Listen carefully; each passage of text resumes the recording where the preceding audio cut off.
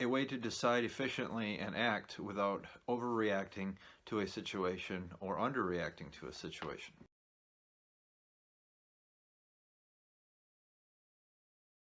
Welcome back to Uncle B's Practical Knowledge.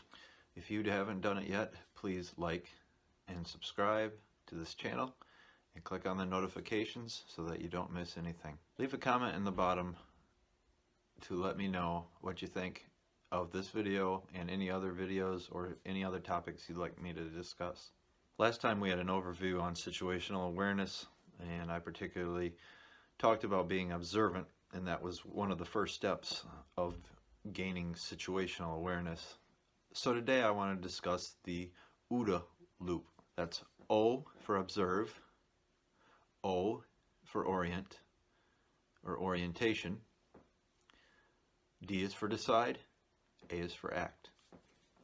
So the OODA loop basically says we're going to observe the things around us, and then we are going to orient ourselves to those things to enable us to make a decision on what to do, and then we are going to follow through by acting on that decision.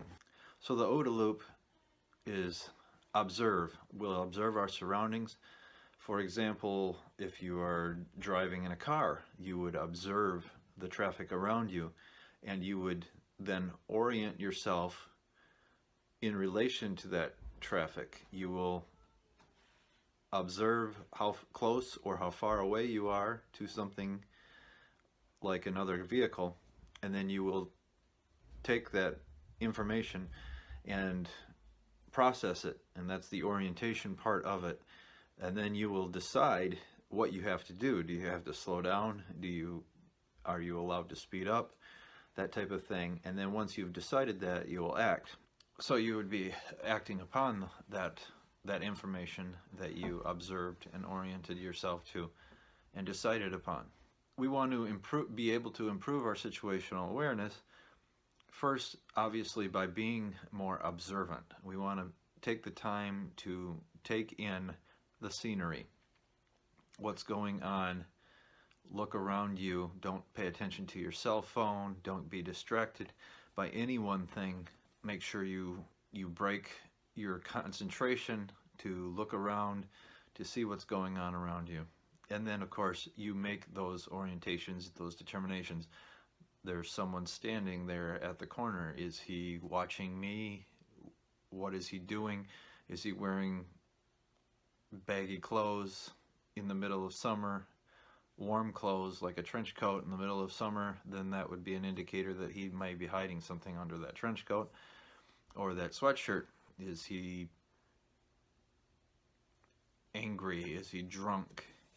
That type of thing. And these are all indicators of possible threats to you or dangers of some sort. You can be on, for example, a plane or train. You can be on the street or in a club or bar or restaurant, and you see someone and they seem out of place because they do not fit what is normal for that area. They're acting jittery, or they're way too calm while everybody else is panicked or on edge. So these are all things that we see and we can observe. And once you observe them, you can orient yourself to them. Now, what's going on with this guy? What's going on with this person? If they are attempting to do something wrong, what will I do? And of course, in your observations, you will also know where the exits are of a given thing. You will see things around you that you can use as possible weapons. You will see people that may need special help. For example, someone who's in a wheelchair. If you need to evacuate a building, there's going to have to be accommodations for that. And of course, I would expect that anyone watching this would have that same type of ethic or ethos, that they would want to help those that can't help themselves in a situation like that.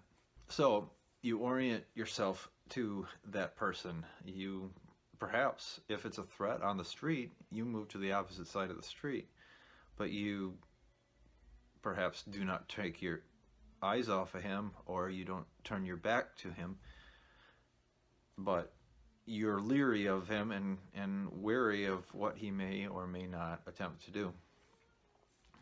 And then of course you decide, obviously you've already decided, for example, to cross the street, to get to the other side of the street than where this suspicious looking individual may be loitering.